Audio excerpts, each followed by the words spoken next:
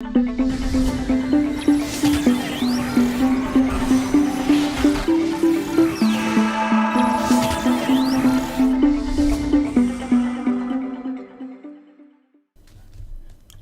right, welcome to breaking news episode of our current affairs edition. My name is DP, founder of the Veterans Network Champions Club, and today we're talking about the proposed VA rating changes. We appreciate you all being here, who are with us today on the live. Those that are tuning in on a replay, we will definitely love to have a conversation with you in the comments section. So a few disclaimers to kind of put again. This is Veterans Network Champions Club. We like to do these lives as you've seen it on our channel and share information. You can find more about us at our website over at veteransnetwork.club. Again, I am a disabled veteran, founder of Veterans Network, retired law enforcement as well, and I've been in this space serving veterans in various capacities for many years. So today, having this conversation really came from the outcry of just uncertainty, what's happening, what does this mean, what's going on. So we're going to go kind of military here, right? So if you're pressed for time, please don't feel like you have to stay and watch this, because this same link can be watched again on the replay. So you don't have to, stop what you're doing, all right? So that's the first thing. If you want to go back and review anything that was said, we'll put time breaks as well, so you'll be able to see those things on a replay. So that's kind of like some of the housekeeping notes. I'll give you the BLUF, right? The bottom line up front, simply put here, is this. It's proposed changes. Nothing has changed today. Nothing is affecting anyone today. This is out for public review. So to give context as to why, what gives me the ability to do this, right? Beyond just being someone who's rated, I also in the government worked in counterterrorism, and I worked on policies, and I worked with many organizations conducting studies. So part of what I kind of glean to immediately when I see these things is who's doing the study, what's going on. So you'll see me bring up studies, and we'll go to the website, and I'm going to point things out for you all. But I've worked with organizations like the RAND Corporation, doing studies on counterterrorism specialists who've traveled and work environment studies, things like that. So I'm very well aware of how RAND does what they do. So when they're doing studies, I'm partial because they really bring a good context. I've worked with them. I've been part of studies in other areas of my life. And because of that, both being part of the study, being part of the collection process of the study, making the proposals to government officials and pushing that through the process is something that pretty much I've done on the federal side. So that's that part there. Enter now the veteran side of the house. We haven't really seen many changes like this before, right? Gone are the days of changes happening and you just kind of show up, and now we're doing it this way. Now with the high connectivity of things, everything changes. And what I mean by that is that what happened was simply this, right? Everyone got this email and it was just pandemonium, right? Dear veteran, changes are coming. And immediately stop reading. It's like, the system's out to get me. Things are going to be used against me. This is going to take something that I earned. Not the case. Bottom line is, when proposals are put together and the timeline has to be established, it takes time to get to this point. So some of the reference materials that we're going to touch on are dating or citing references from 2007, 2008, right? Presented, requested, packaged, reviewed, edited, pushed back. So this has gone through the circles internally through the government. So all the stakeholders have made their comments, and in turn now they have made a point to push the information to the public, hence this conversation. The problem is we've never really been invited to be a part of a conversation like this, because like most things, if you go to vote, right, there's like the back page that says, are you okay with this road change or that funding for a firehouse? And you don't really have a vested interest. But this affects us all, right? This affects our rating. We may have been denied, right? We may have just been approved, or we fear we may lose something. So what does that mean? And no matter how you got here, no matter who you're working with, no matter what your journey to the VA, through the VA disability process is, there's a few things that I want to just kind of share that hopefully become talking points. So one is, this is not legal advice. This doesn't constitute in any shape, fashion, or form an official statement from the VA.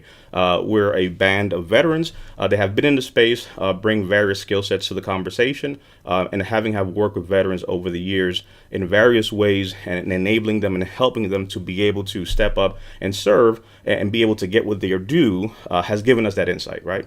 So, our resume, you can find it online. But now having this conversation, we want to make sure that we have the information truly that we're versed. So I really appreciate those that are here in true fashion, how we do lives. I'll bring up some questions. I'll say hello. So let me know in the comment section what branch of service you served, what years you were in, so we can highlight you and say hello. This is not a fear-mongering session. The thumbnail, right, wasn't very clickbaity, yet we have a lot of viewers here. So thank you all. All right. I'm tired of clickbait. I'm tired of like the VA's coming for your stuff. And then, here we come clicking something and you don't get anything. So we do things different. So we do things different. Right. So I appreciate you all being here. And I really just wanted to at least highlight that we have our teammates also as well in the comment section. So as we're having this dialogue, if you're seeing us on other platforms, currently we're on YouTube and 2 different pages. We're in groups. We're on Twitter.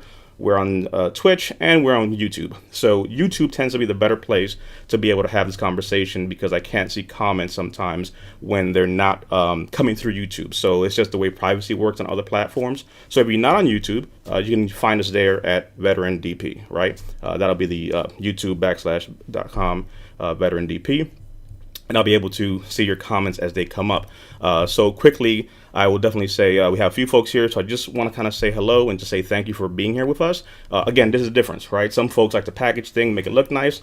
It's real, raw, and uncut, and we're going to have a conversation. So Leo, thanks for being here. Deborah, thanks for being here. Appreciate your service. Army US, 27 years. Jim, appreciate you being here. Scott, appreciate you being here, my brother. Army from 84 to 2004, just a few days. Glenn, thank you for being here, my brother. Air Force, fly, fight, win. Anthony, thank you for being here, my brother. U.S. Army 80 to 2000. Appreciate you being here with us this afternoon. Travis, Air Force, 6 years. Thank you for being here and tuning in, no matter where you may be. Glenn said, I threw my computer out the window and jumped. Sometimes you just got to take the leap of faith, right? Let's see, Jim's here. U.S. Marine Corps, 67 to 69. Semper Fi, my brother. Alfred with us here from 73 to 76, U.S. Army. Thank you for being here. Sterling, U.S. Air Force, 73 to 76. Thank you for being here. One of our brothers in arms, Kenneth, is in the house. What's going on, my friend? Lisa's here behind the scenes, coming at us live from Colorado. She does all the magical things that are PR and marketing, part of our cadre. From LinkedIn, we have Ramon, U.S. Army, 96 to 06, 10th Mountain, climb to victory. You'll get it. Fort Drum, New York, spent a few days over there. We came to Drum 2003, 2005, so, and then Iraq afterward as well. We have, what's going on? Oh, old school. Well, then she'll get it too. One of my old soldiers from back in the day. What's going on, Edie? We have Leo in the house letting us know as well. U.S. Navy Vietnam veteran, thank you for your service, brother. I'll be making references to the different service branches and kind of time conflicts because it's pertinent to this study and conversation. Emmanuel, thank you for being here. Army 2000 to 2004. Kelly, Army 13 years. Thank you for being here. Blaze Street Productions, aloha from Hawaii. U.S. Navy 1980 to 2003. We have one of our amazing advisors in the house, Amy Lacey, coming in from Colorado, 2000 to 2011, U.S. Air Force. And David Frazier in the house, a good old friend and client as well, and veteran from our club, U.S. Air Force, retired as well. So definitely keep them coming, keep posting your stuff. Again, that's just, one thing is watching something, but being part of the conversation, I just think makes it a little more real than just, watching something. So we saw the email. Email comes out and says pretty much changes are coming. What I'll tell you all here again, one is this is not legal advice. This doesn't constitute what you should do. Consider this a conversation to make informed decisions, right? This information has come to us, and now looking specifically at what came to us, we'll start breaking it down.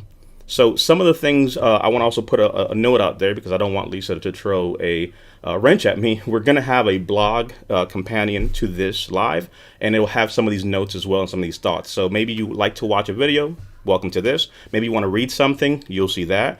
But I want to offer to you all that this will be the first conversation of a few conversations. And what I mean by that is that anyone, and again, this is old school military. This is coming at you from, being in counterterrorism, working in the federal government. Things take time. So if this just came out, right, and again, I'm not, throwing shade or anything. I'm saying this email just came out a few days ago. And I'll show you what they're citing. It takes time to get through this. We're talking 200-300 page documents, reports, studies that expand many things, references to other studies that have many, many pages. So there is no definitive answer today to something because the way this works, right? We have till April because there's a lot of information to be digested here, right? So to sit here and take a position of the system is corrupt and doing something, it's false, right? When you're right, you're right. When you're wrong, you're wrong. We're analyzing the data, right? So these are the first impressions. I have been in contact with medical providers who have worked at the VA, who have contracted for the VA, who are currently working in different capacities, both as psychologists and as medical providers. And we will be having, hopefully soon, within maybe a week or two, a panel discussion, right? So the previous video you saw was me saying quickly, hey, quick, fast, stand fast, relax, right? Hold what you got. We're good. This becomes more of a let's talk a little bit about why you're good and why you should relax.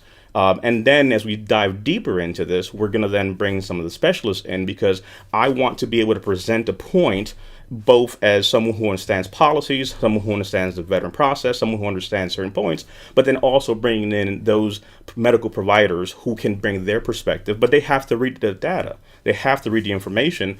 And I'll tell you, even for the past few days, I wanted to push this out a few more days because it's a lot. And honestly, it's one of those things where it's like people are watching the video and asking, hey, can we have a conversation? So we're going to have one, but there's a lot of data. So the same way we have to digest it, they should digest it. They need to think about it. And then we'll have a discussion. And even then, once it gets to a point where it's ratified and it moves forward and it's past the public opinion piece, then we begin other processes that are available to us. So this is a process and a dance that happens pretty much all the time in government matters. So this is the email that came to us. And breaking it down, it specifically, and I'll try to zoom in here to make sure that we can see it. So you'll see me kind of playing around a little bit with this here. But the email comes in, it's telling us this information, proposed changes to the rating disability scale. And the biggest things that are being affected or looked at here are respiratory, auditory, and mental disorders of the body systems, right? Mental health, which is a big one, right? So for many individuals, that's the one that's like, you know what I mean? Like respiratory doesn't really affect me, right? The auditory may not be an issue. But when it comes to mental health, a lot of veterans do have a rating or are seeking a rating or maybe kind of really paying attention to that space or may have loved ones, right? So you may be a loved one, a spouse, a caregiver, or a representative for someone who may be affected by these potential changes. So I love the fact that at the minimum, we're having an informed conversation to be able to talk about this, right? And at least have something to take to other places or ask questions. So this doesn't change anything right now. These proposed changes, as you see here, and again, we're going to jump to what they're citing, are modernizing the evaluative rating criteria for sleep apnea using developments in medical knowledge to evaluate it based on responsiveness to treatment and bringing the criteria for sleep study more closely in line with the stated purpose of the rating schedule. Now, here's a quick fun one for you. Every person who's done this dance through the BVA. Now, let's establish something. The BVA and the VHA are two different things. And sometimes as veterans, we don't understand that. And what I mean by that is that when you're going to the VHA, the Veterans Health Administration, I'm going for care, right? DP has a condition, DP is dealing with something, and DP needs care, right? Now, when that condition, that diagnosis, that medical condition is affected, rises because of its symptoms to a certain level, now we begin to go into the disability side, right? My migraines are no longer something that a few medications may help. This is something that's disabling me. This is something that's impairing me. This is something that is limiting my ability to do X and Y. And in the conversation of disability, X and Y will always be social and occupational. And many veterans don't even understand that. if you do not understand that the argument is social and occupational impairment, you're at a loss. Because there's two aspects of everyone's life, right? There's the 9 to 5 and then everything after. So you have a social life and you have an occupational life. And we always equate a rating to be something along the lines of, this is going to affect my job. But what about your life? What about your wife? What about your kids? What about your social life, right? There has to be a harmony here between occupation and social. So that's why in the regulation of law, you'll see social and occupational impairment. But we keep going to occupational and we neglect the social. And those things affect, right? Bad day at work, it spills home. Bad stuff at home spills into work, right? So that's the context.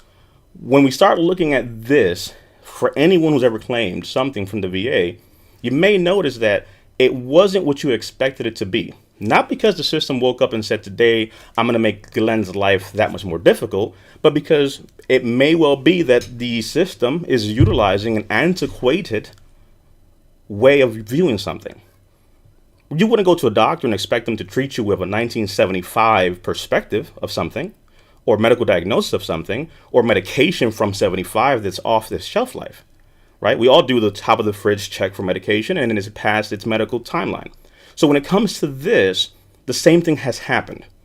We're making an argument to the VA about our medical condition, my sleep apnea, but the law is not making sense, or your criteria is not making sense, or your internal processes are not making sense, right? Because the CFR says something, but then your internal documents are saying another thing. At times, there's a disconnect, right?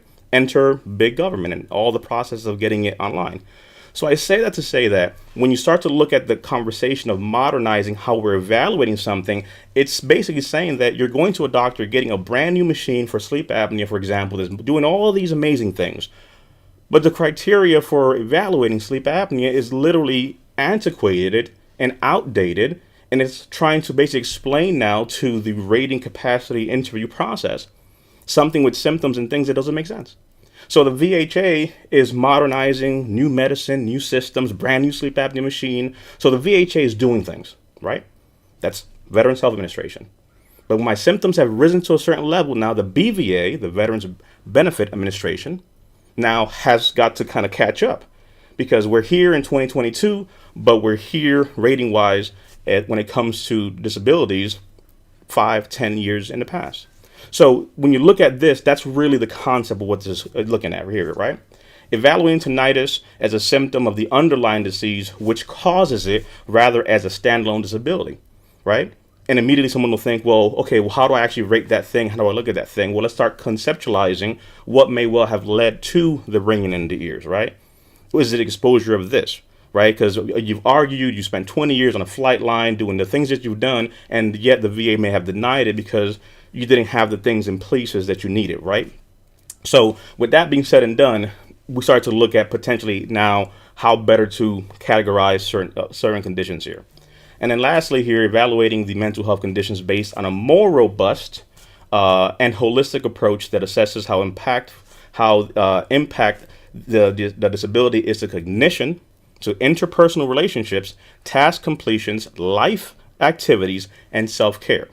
Additionally, proposed evaluation criteria includes a 10% minimum evaluation for having one or more service-connected mental health conditions, and no longer will require a TMP to attain 100% evaluation, because there's different factors in here, right? So from that being said and done, and obviously the part that, was kind of like the BLUF up front, right, is no changes to the veterans' current rating will occur due to these proposed changes. If the proposed changes are finalized, veterans who currently receive compensation for a service-connected condition can apply for increased compensation, but no reduction shall be made unless an improvement in the veteran's disability is shown to have occurred. The same thing is happening right now. But I want to emphasize this, because maybe you've been arguing that my condition is worse, but the system doesn't get it because the system's antiquated. But my doctor tells me this. Your doctor's talking 2022. But we're rating you 2012, 2002. You see what I'm saying? So that's what's happening here, right? With that being said and done, and to Bill's point, and again, I'll bring up points as they kind of come up here. But sadly, this is a very valid point.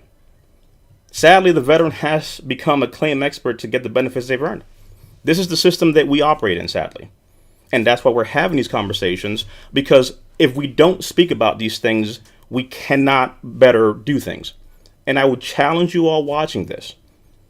The reason that we were successful in the military, and I asked for the branch of service and the years you served because we're part of a collective family, but I would argue to you all that we did the business that many people would never have done. We are a minority that stood up and did something that many only see on TV. And regardless of what your job was, the reality is that being that minority, we accomplished something together. We moved as a unit, as a battalion, as a squadron, as a wing, right? As an element, as branches of service, as a nation. If you were in Vietnam, it didn't matter what uniform you wore. When we moved in sync. If we went into the Gulf, we moved together. And you may have heard me say this before, but I want to really focus this point because we did the business of war fighting, regardless of political affiliations, together. I'm Army, but if I'm pinned down, I'm praying that Air Force brings the heat. Because if I'm pinned down and I'm at this coordinate, guess what? 2 clicks forward, I have contact. I need them bad boys to do that thing. If I need the Navy to come and put that sea power and bring it, trust me, I've always said it, nothing will give you more chills than seeing a fleet of our Navy moving. People don't want that problem. My point being, we move and operate as a unit. That said, now here, post-service, we take off the uniform and we no longer look the same and we no longer talk the same and we kind of go our separate ways. So this conversation has to happen in various elements, not just at the VA, but among ourselves. Not just in our organizations, but us as veterans, because we did the business of serving in the military together, and we led together, and we served together. So as veterans, we must do the same here post-service. That's why we're having these conversations. That's why we do this. And that's my vision for Veterans Network Champions Club. Because we have to get back to a place where it may be the system against us, but guess what? The odds have always been stacked against us. Right? Charlie Company was not going to make it out of that situation, but Charlie Company did it. And we're going to do it.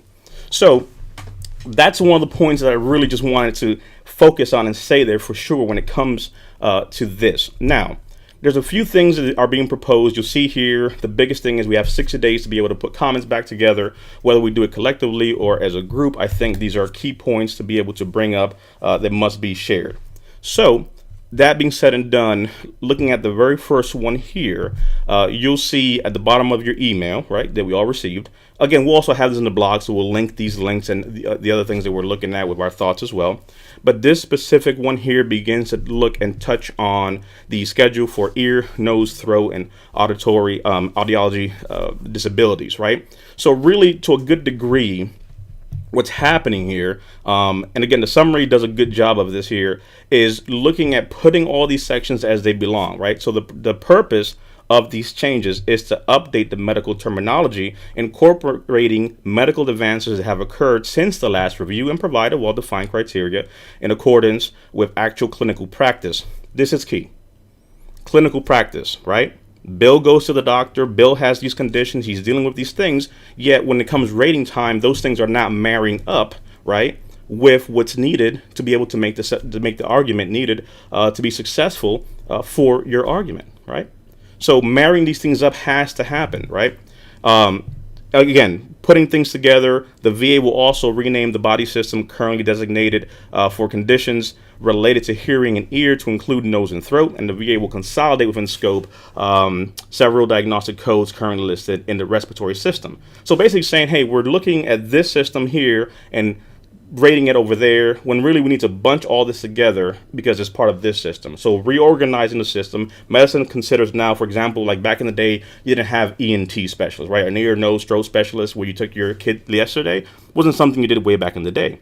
So now that understanding of how we're consolidating the language to better fit the medical condition is needed, right? And this is exterior. This is external to the VA. These are things that have been pretty much brought down that must happen to be able to look at this, right? So they begin to address different questions, and they're introducing now new forms of how things are being looked at. A key point here, for example, is when you look at this part.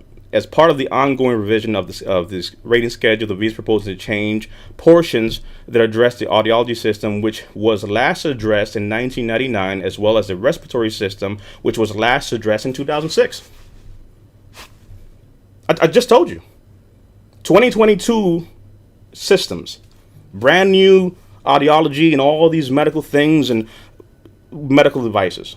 But you're being rated based off a 1999, right, criteria, a 2006 criteria. And now, again, look at the time frame, right? The proposed rule reflects advances in medical knowledge and recommendations from VA experts in audiology and respiratory conditions, and comments from experts and public gathered during an October 2011 forum. Look how long it's taken to get here. So again, all the data from that time, and I'm saying this because this is key, data from that time, information from that time, granted there's new things that are being imposed now, but this is not factoring what's happened in the past 2 years in a pandemic environment with additional stressors and all these things that are happening. So it's an ongoing conversation that will always continue. So that's why these public, back and forth conversations have to happen. But look at the time frame, right? This is not something that just happened yesterday because of whoever we may think it was, right? This is literally over 10 years, as you can see. So in part of reorganizing this, it really starts to look at how better to consider the condition that you're dealing with, right? So I really just want to focus on that, because when you come to this, at the minimum, really just look at it, right? Look at the summary, look at the respiratory. Again, we could just do one live just on this alone, and we haven't even touched the other things. But I really just wanted to show this, just because someone may have read the email and just said, oh, okay, this is too much, but they're not just saying this is a VA thing. You have literally here information from current medical documentation and clinical studies and literature, peer review things outside of the VA, right? So this is a whole process that really includes more than the system just saying we're going to do it this way, right? So the specialists, that's what they're referencing. If you go down further, if you haven't gone past the first few because it may have been just kind of boring or whatever, what you will see here is what are the changes. And then specifically, if you keep scrolling down, they'll bring up, different conditions, specifically how they look to change it. Maybe we're going to move it over here. For example, mycotic lung diseases, right? The VA proposes to rename mycotic lung disease to mycotic lung diseases, plural, right?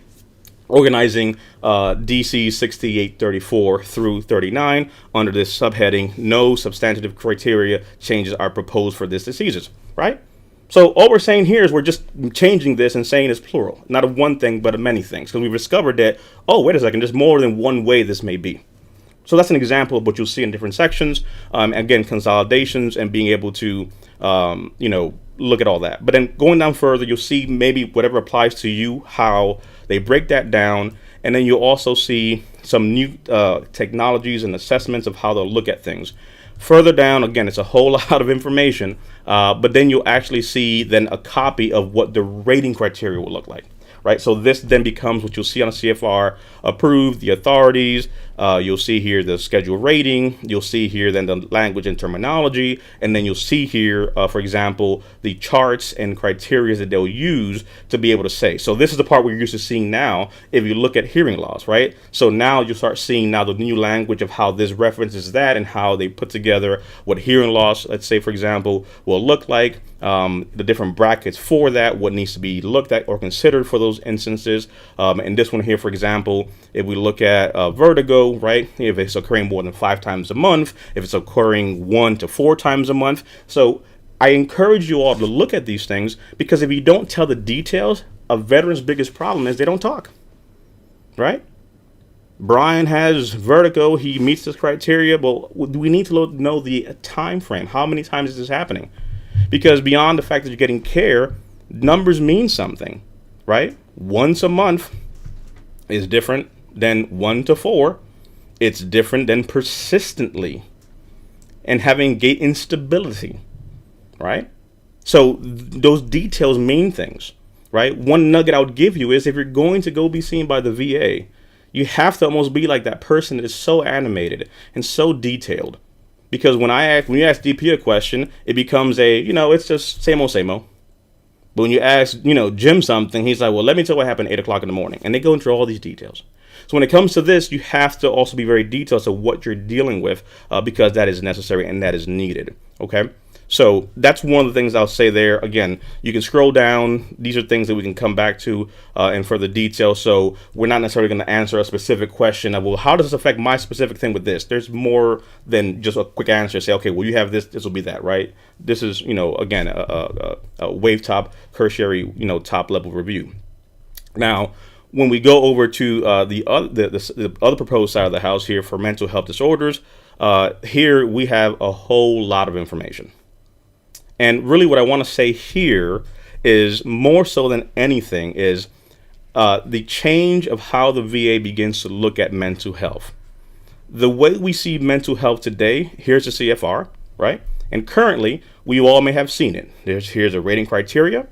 And if you pretty much are able to showcase that your system or is affected, right, with these conditions, they're going to take a snapshot and kind of look at what you're at. And what I mean by that is you're being evaluated, your medical records, psychological records, you go to CMP, the psychologist is doing their thing, and they're looking at kind of where you're at, what you're dealing with. So when you start to look at some of these things, you may have heard key words. And I always find them to be kind of inadequate because, for example, if you look at something here in the 70% range, right? So we're here in the 70% range, and we're saying here is that this is what the VA looks at according to the CFR. I'm on the CFR, right? This is not DP talking. I'm showing you the regulation. I'm showing you the law. So the law says here we have occupational, the two words, social and occupational impairment with deficiencies in most areas, such as means like, right? School, family, judgment, thinking, mood, etc., with symptoms, right, such as. And I focus on this because sometimes, if nothing else, again, I gave you the BLUF up front. But if you hear this, please understand something. Be a veteran. Be a veteran. Don't try to be a rater, and don't try to be an examiner. In this conversation with the VA, be the veteran. Because what a veteran does is they go into Google and they begin to go into all these details because someone told me and someone said and this guy said and that one said, and now I become my own rater and my own medical provider and I start to assess what I have and what I don't have. Just be the veteran and tell the story of what you're dealing with, right? When you look at that, this here is saying symptoms such as. It's not saying all of these things. And again, I wasn't an honor student in English, but this here is not saying and, right? You could have obsessional rituals and or, not and, you have to have all these things together. So I really want to focus on this one point here because at times these things are taken out of context. And I'm sure every person watching this has seen this as the number one thing in some shape, fashion, or form. Glenn, you're going to the VA, the way they're going to look at neglect of personal hygiene. Neglect of personal appearance is not that you just showed up in a hoodie that wasn't washed in a few days and your hair wasn't combed and done. No, that's not what this is saying. But again, we don't know what we don't know, so you just take things and figure I can regurgitate it back to the VA. And guess what? They do this all day. They're seeing people coming in, and sometimes you're not telling your truth. You're saying what someone else thinks that you should say, when the reality is, why is it that DP, for example, has neglect of personal appearance and hygiene? Because maybe after, right, October of 2009, on a helicopter from Camp so-and-so to Camp so-and-so, I took troops, and when we landed on the other side, what got on the bird didn't get off the bird. And the bird took some contact maybe. Or it might have been a convoy from point A to point B. Things happened. Something happened that day, and it just didn't sit well with Sergeant P anymore. And over time, things weren't treated. Things were neglected, and then everything is good because especially for you all who are officer and senior enlisted officials, you all tend to at times take care of everybody else. But the rate of self-inflicted harm and suicide among high-ranking officials is increasing because we check on our troops, but who checks on the people checking on their troops? Who checks on the full bird? Who checks on the sergeant major? Who checks on the first sergeant, right? I got to make sure my troops are good. My sailors are good. My airmen are good. My Marines have what they want and they need. But who checks on the checker? Right? Did you hear about Colonel so-and-so? Did you hear about Sergeant Major so-and-so? I never saw it coming. This is our reality, people. So I say this to say that whatever may have happened, whether it was in combat or it was military sexual trauma or it was a whatever, doesn't matter how it happened, right? And again, this is kind of how we do things here. So I may kind of go off a tangent, but it doesn't matter where the stress came from. I don't care if you were infantry. I don't care if you were a cook. I don't care if you were at Fort Drum doing HR personnel things and something happened that was traumatic to you. Your reality is your reality. Do not compare it against anyone else, because I'm telling you, right? And I would challenge any lawyer, any VSO, or anyone to show me, because I'm showing it to you right here, where it says DP must have occupational and social impairment equivalent or more than an infantry soldier who experienced some. Never. Did I encounter, did I deal with something? Am I dealing with the remnants of something that's caused these symptoms? That's what the regulation says. Nowhere here does it say because you were not infantry, because you didn't jump out of a plane, because you didn't get an ID, that your trauma is not as valid as the next man's. In the military, we'll peacock and do all that, but that's over. We did the business of warfare as a unit, as a team, and we have our rivalry and go Navy, beat Army. Got it. But when it comes to what no one sees, when you're alone at 2 a.m. by yourself, dealing with that migraine, dealing with that depression, dealing with the loss, dealing with the fact that your wife's left you, your kids are estranged from you, you don't have access to the things you used to be, and you look in the mirror and you don't recognize who you see, that's just you. And whatever caused that is valid. Whatever caused what you are dealing with is valid. It does not have to compare with this person or that person's stressor, because we have this concept that we need to validate ourselves against someone else. So the neglect of personal hygiene for Janice may be the fact that because she dealt with what she dealt with, she no longer cares to wake up and look a certain way because she maybe lost some of her self-worth because of that traumatic event. So the reason why there's a personal neglect of hygiene appearance is because I don't care. I go to sleep and at times I wish that I just didn't wake up. I'm not a danger to nobody. I'm just saying I just am tired of being tired. I'm tired of not recognizing who looks back at me in the mirror, and that's someone's truth. And if that's your truth, that's coming out through all these different symptoms. That's more than saying I have neglect of personal hygiene appearance. That's just one example. But I wanted to stress that because if that's your truth, that's what I'm dealing with. And if the doctor is able to understand and hear that, okay, DP is dealing with neglect of personal hygiene appearance because of what happened in October of 2000, what have you, right? So that's the conversation that's happening. But folks try to game it by saying these are the key words. There are no key words. It's my life. It's your life. There's no key words to that. So when we look at it from that perspective, that's what's missing in this rating criteria. Because everything I said, you can't just capture it on neglect of personal hygiene and appearance. Do you not understand I'd lost a piece of myself when I did not fulfill what I was supposed to do as a leader and bring back my troops? Better me than them. But if one of them did not come back or something happened under my care, under my watch, I got to live with that. My demons, suppressed, whatever they may be, right? So that's one example of how we start to look at the rating criteria, and you might be able to detect these things, but maybe you're rated very low on mental health. Because I promise you that many veterans right now watching this probably have said something like this, right? Bob, how are you doing? I'm depressed, have some anxiety, few panic attacks and sleep issues and, memory problems. Check the locks. 30%. Everybody tells me it's more than 30. It can't be 30. I'm like, that's what the VA said. But what did you tell the VA? Oh, you just said those key words that said nothing. How's the weekend, Billy? Not long enough. You didn't tell me about that infraction and the road rage and all the issues that happen, right? So we don't talk about the stories. So when you start to look at some of these other things on top, you're not saying the fact that you literally have an inability to establish or maintain effective relationships. You've lost 3 jobs and it's only February this year. 4th marriage, 5th failed business attempt. It goes on and on and on, right? Estranged kids, family members who stay away because they just don't get it or understand. You're not grumpy Uncle so-and-so. You went in one way, came out the other. That's our reality. It happens. It's okay.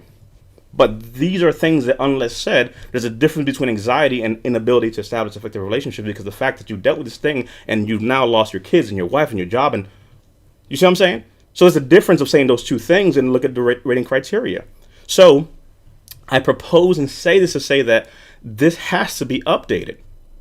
It has to, right? So it's not the system is coming for you. It's that we're literally saying here that the system right here is being proposed to look at something different. The VA proposes to update the rating criteria for mental health in accordance with the latest medical sciences. VA updates that are based on the framework associated with the International Classification of Functioning Disabilities and Health, and a companion assessment instrument from the World Health Organization, the WHO 2.0, right? That starts to look at now different things beyond just what we have been told the VA will look at. The psych doesn't get it. I go to therapy, they say one thing, but yet they rate me another way. You give me all this medication, yet I don't get the rating for that. Why is there a disconnect? Because I just showed you that we're using antiquated rating criteria. Period. Right? Regardless of what our view of the system may be, there's antiquated rating criteria that are not in line with what we're dealing with today and how we're being treated today. So the DSM-5 now considers that there's other things that we must look at, right? So the WHO Assessment Schedule 2.0 begins to look at now more modern approaches to the VA, to the veteran plight, for example, when it comes to mental health. So these are some things that, for example, are part of the rationale. Again, you can review them and you can scan them here. But I think it's interesting to consider that even individuals who are industry leaders are saying that, for example, the WHO 2.0 is similar to the clinician administered PTSD scale, which is the gold standard for PTSD assessment, says Frank Weathers and al. So now we're saying, hey, no, we have a problem here. And I'm going to show you why. Because it's not just, again, because they want to change the system to make DP's life more impossible. It's bigger than DP. It's a 22 plus a day. I can talk to you, but better men than me cannot talk to you. Who gives me the ability to have a conversation? No, and I would disagree. Corruption, this, that, and third. Again, we're nitpicking things beyond what matters here. Listen to what I'm saying. We're saying that many individuals are bringing light to this. So I'm not defending or going against. I'm saying if we're going to look at what the changes are, let's see where it comes from. So that's just one assessment. We can pick apart various things. But again, it's not the end all be all because of that assessment mechanism. It's just one of the proposed things that they're including, right? So with that being said and done, you come on down and you start seeing now how they're looking at the rating criteria, what they're proposing. Again, we can go into the details there, but they're looking at a few different things different than it used to be looked at before. So when, for example, here you start looking at this part right here is going to be this section. The assessment here looking at the individual's ability to perform life activities based on 6 domains, areas of functioning, right? So now consider this. I showed you the rating criteria as it is now with a bunch of words and what this means what. Here we're saying now, 1, understanding and communicating. I was sharp as it comes, but just things don't click like they used to, right? Ability to move and get around, caring for oneself, getting along with people, carrying out life activities, and participating in society, right?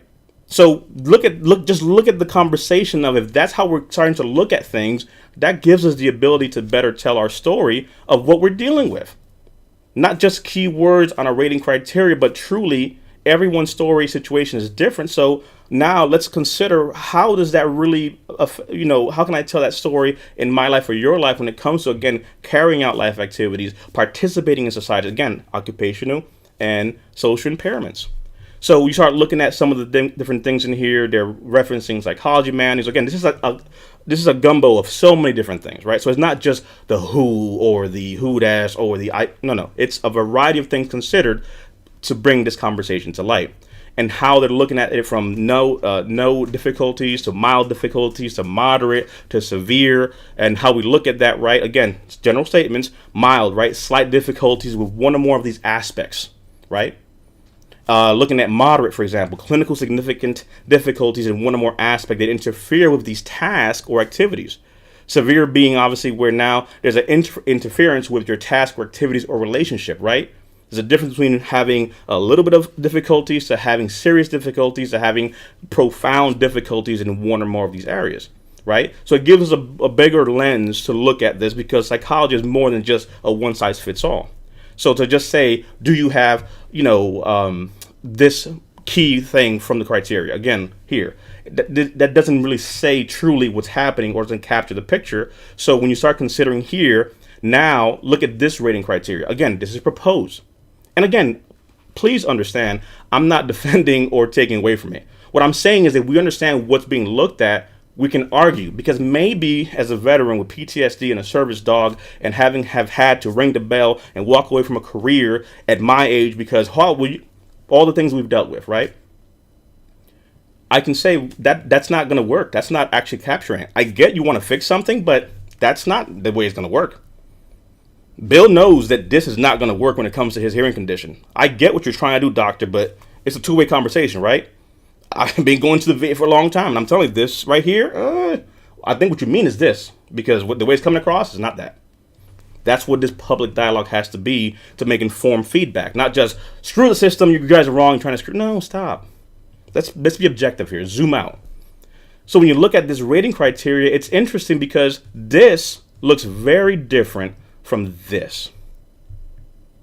This looks very different from this.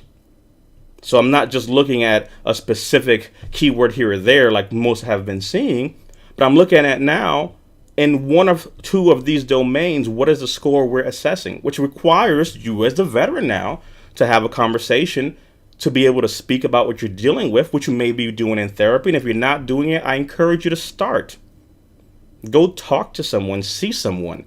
Because I'll tell you right now, beyond the fact that this may impair someone's rating disability, if we have over 60 people right now watching this randomly on a Friday afternoon, you know what I mean? This is us. This is our reality. We deal with these things. So rating criteria for, 30, 50, 70. I'll zoom in here so you can kind of see it a little bit better. But, is there a level of impairment between 0 and 4 in one of these areas, right? And again, we looked at this here. We saw the different breakdowns. So again, this is how they're proposing to look at something, because it doesn't become just, I walked in and said this, that, the third, and that's all she wrote and rated I got. No, this is now being able to have a conversation about, given the aspect of this area, how does that affect this, right? So again, not going to deep dive into this. This is one assessment of what I'm seeing. But then again, like I said in the beginning, we're going to have a panel discussion, because I'm literally just showing you the data and giving you some thoughts so we can quell and begin the conversation. But on our next panel, when a psychologist is sitting next to me, the question becomes, okay, this is what I see. Is this what you're seeing? Right? So that's what we need to have the panel discussion. So as we're absorbing, they're absorbing. That's the next plan conversation that we're trying to put together, if it's of interest to the community, of course. But that's, again, the blanket statement in the beginning, where I'm not speaking for the medical field. I'm saying that a lot of hands went into this. So now let's assess it from the public side as veterans, because it can affect us or open up doors for us to better tell an argument. Because, again, maybe you've been at 30 for the last 10 years, but now considering this new criteria, you see that, okay, given how they're looking at this and they're breaking down here different domains and different things. So again, looking at not trying to get into the weeds here, but what are these different buckets that we looked at, right? The 6. What is the domain of cognition, right? Assessing a veteran's mental processing involved with gaining knowledge and comprehension, which include but are not limited to memory, concentration, attention, goal setting, speed of processing information, planning, organizing, prioritizing, problem solving, judgment, decision making, and the flexibility to adapt to things. That's a lot. But again, that's our life. There's a lot of things that we do. And in there, what is then the level of impairment? That's a much better way to look at something versus, well, if you have this or this or this, then you get that, right? We're unique human beings. So the unique human being aspect gives us that ability. And Travis, to your point, which is a good, thank you for your comment. This is what's going to be interesting when now we bring, for example, a psychologist into the conversation, a medical professional into the conversation. And it's like, okay, well, then how does this dialogue happen, right? How do I in care now begin to either share or ask or do things that can be documented to help my argument when the time comes for, requesting this increase or rating for the first time? So again, and you will have these linked, but I'm just kind of jumping just to at least kind of show the bigger picture. Like I said, task completion and life activities that look at a veteran's ability to manage task-related activities. This domain includes, but is not limited to. Now remember the key word I said prior. I specifically said that this right here is and or. Because sometimes we read, I must have all these symptoms, because that's what it says, right? No, there's a separation in there.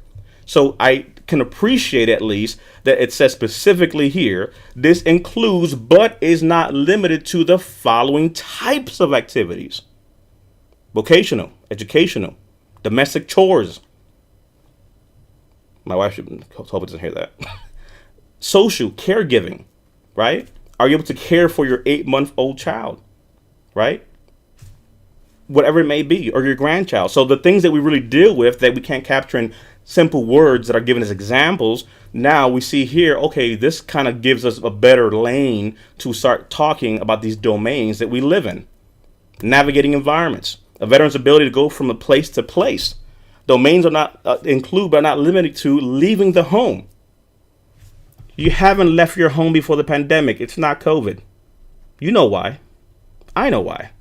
We've been there. We don't want to interact. We don't want to leave. We don't want to go. And guess what they've done? Then they bring Amazon and Walmart delivery. You're making this real easy for us folks that don't want to leave the house. And don't get it twisted. Many of us are watching this and we're together. We have over 60 viewers. But guess what? You're all watching on your phone, on your computer, in a closet, wherever you're at. And you don't have to worry about being in this congested room with 60 people asking questions, raising hands, right? Technology is great, but also can, expand on the fact that we're disconnected. So we're trying to connect. But here's the reality. Leaving home. Being in confined or crowded spaces. Travis, for the life of me, every time that your nephew has that basketball little thing and, you get invited, you know what? I was going to go, but, I can't. I had something come up. No, you don't want to go because you do not want to be in a crowded environment.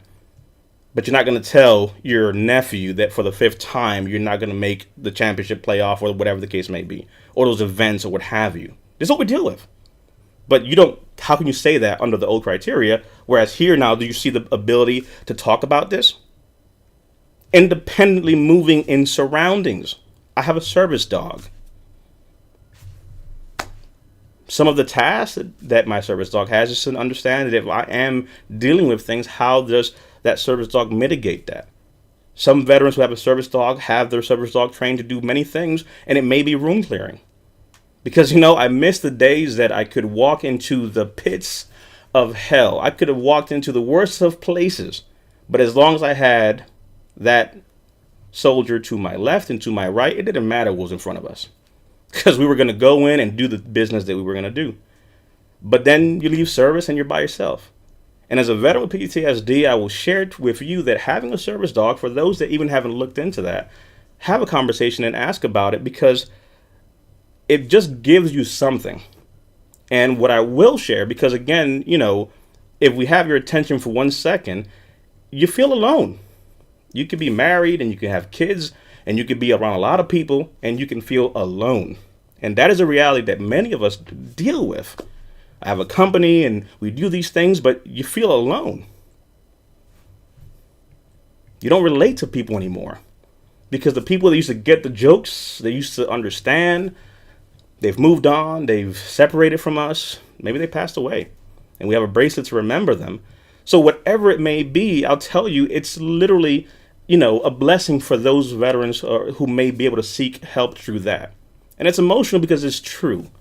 But we have to talk about it and break it down because we deal with things to defend ourselves and we don't want to show emotions, but these things are true. We've been disconnected because we used to belong and now becomes the past days were the best days. Independently moving in surroundings. Maybe that service dog helps you to be able to go to the supermarket again.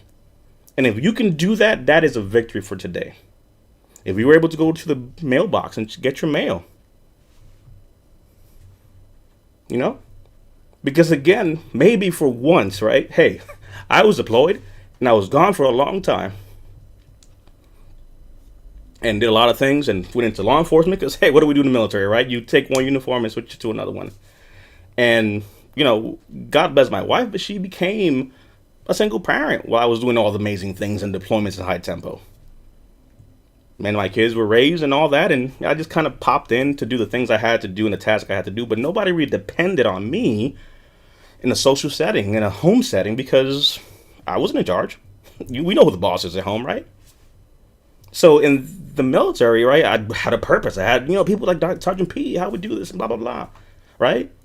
Sergeant so-and-so, Colonel so-and-so, like they depended. You had that feeling of something, and, you know, for some, a service dog just gives you that ability that, hey, this is one thing, again, in my life that needs me and I can feel like I have that connection. And it might sound crazy, but it's like, yeah, married with 3 kids. You know what I mean? So this is our reality. Or separated or estranged. You know, being alone doesn't mean physically. You can be around a lot of people and be by yourself. This is the truth. So I'm sharing that just to say that how would I explain that reality under the previous rating criteria? Because of some key words.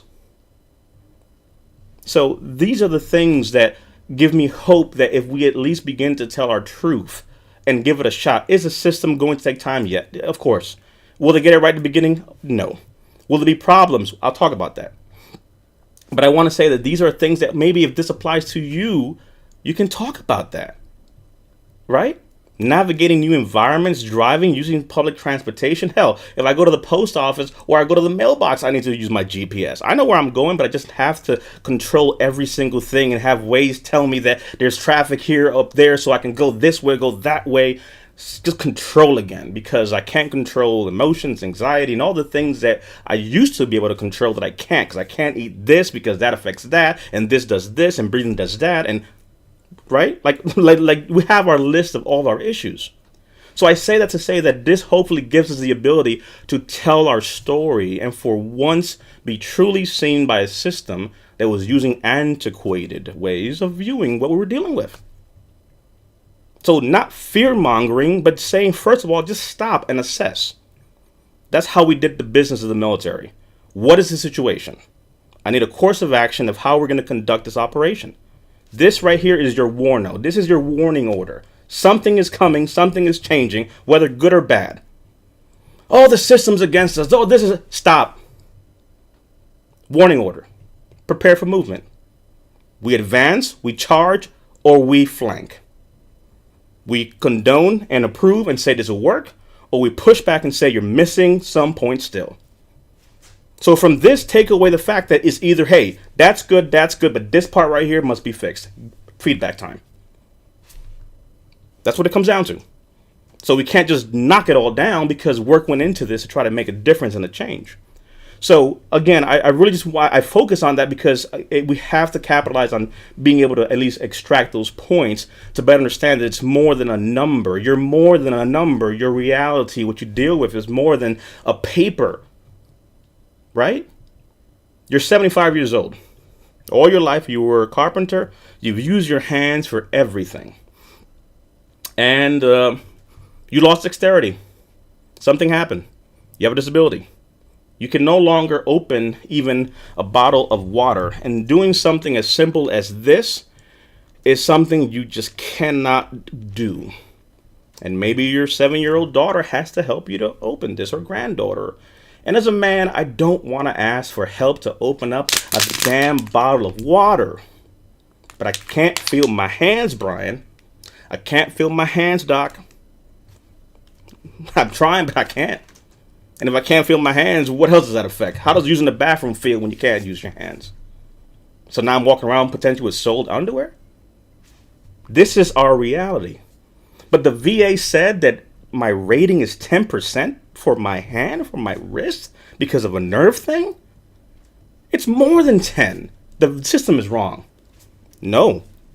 That system was rated, but we haven't factored in the psychological toll of what this has done. For 40 years, you made your living with your hands, not computers, not technology, not automation, with your hands. You built houses, you fixed things. You were a plumber, an electrician. You used your hands, you shook a hand, you looked a man in the eye, and you did a thing. And now you can't put up an ornament on a Christmas tree. Are you looking forward to that family gathering on Christmas? All right. That truth must be captured to understand the totality of the system you're dealing with, right? And what's affected in your body, which includes your psychology. That doesn't mean I'm crazy or you're crazy. It means that you are affected by things. As a man, you have erectile dysfunction and the VA gives you pills and it doesn't work and you can't satisfy your spouse or do the things you do or you said that you would do any longer. As a woman, you no longer are in the mood. Not because of whatever. No, you're dealing with female sexual arousal disorder. Did you even know that existed? I wish I was the woman that could do these things or the man that could do these things, but I just can't. And I'm tired of not being able to anymore. And a pill won't work and this won't work. So sorry if I didn't shower in 2 days. Sorry if I forgot an event. What part of I don't care don't you get? Right? A great video was sent by one of our teammates was simply saying something to the lines of, it's not that we're tired of living, it's we're tired of not living. Went in there with all this gun-ho thing and came out just different. And that's okay. That's our reality. But we can't negate that. So this hopefully gives us the ability to better tell that story. But if you don't even know that this is how they're going to start to rate you potentially, then guess what? Now you, veteran rated at 10 or 30, can tell your story and maybe you get the 50 or the 70. Or maybe you get rated where you should be. That's what this is about. Not casting blame. Zoom out. Zoom out. As senior military officials, we win campaigns and put together operational strategies, not focusing on the fact that there's a berm, right? We're conducting campaigns and I have to move in sea power, but there seems to be obstacles. That does not stop the fact that we will advance. So from my planning desk, I need to be able to say, hey, guess what, Lewis? What's the assessment on the ground? When can you get there? Hey, boss, I'm going to probably be about a good 24 hours out. I got to revert, move to the left some, but we're going to make it there. What's the plan of action? Stand by. I'll move this fleet over. We'll do a thing. And at higher level wargaming, we begin to position things in certain ways to accomplish it. Setbacks don't stop what's going to happen. We will do the thing we're going to do. Period. You're not stopping 1st Cav. The 82nd Airborne is going to jump. And they're going to land. And they're going to do their thing. 7th Fleet's going to get there. Right? Mardev, all day we could do this. So here, the same thing. We have to look at this operationally and stop getting focused on the fact that this one instance stopped me from doing something. What's the bigger picture here? What is this all for? So I say this to say that this is the conversation that hopefully we walk away with thoughts of saying, okay, given this, now how do I better tell my story and how do I better begin to craft the argument that I thought I wasn't worthy of making, right?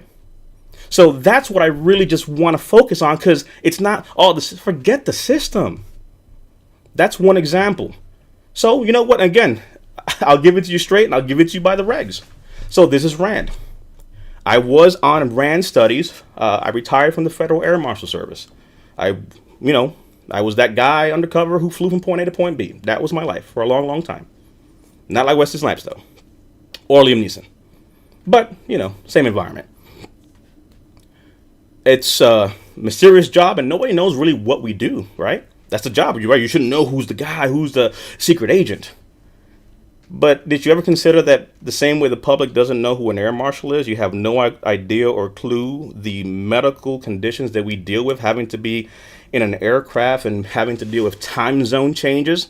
Oh, you went to Hawaii for your anniversary and you had jet lag for 2 days. And I told you I crossed 5 time zones in 4 days.